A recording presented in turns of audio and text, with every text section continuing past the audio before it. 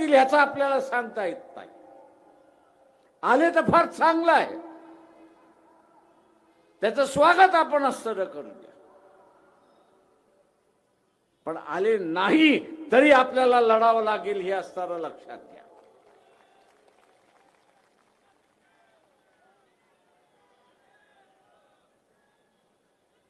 आणि ते लढायचं असेल तर आजपासून आपण ठरवलं पाहिजे.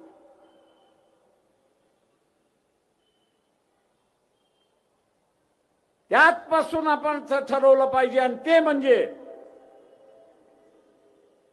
की फालतू चर्चा सगळी बंद.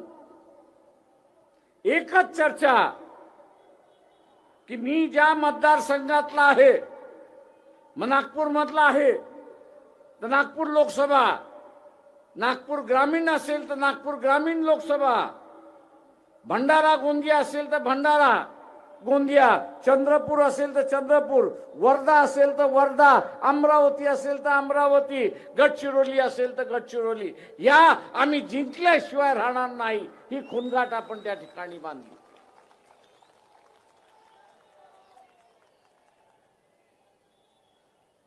आणि ती ताकद आहे आपल्याकडे, नाही असं नाही.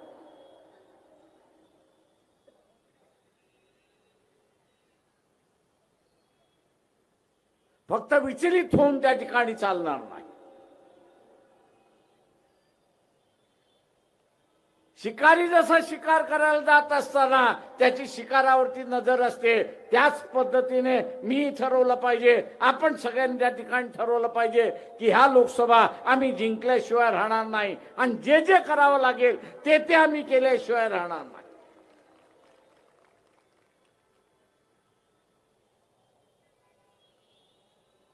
आणि ते जिंकायचं असेल तर पहिल्यांदा आपण लक्षात घ्या की जे बूथ आहे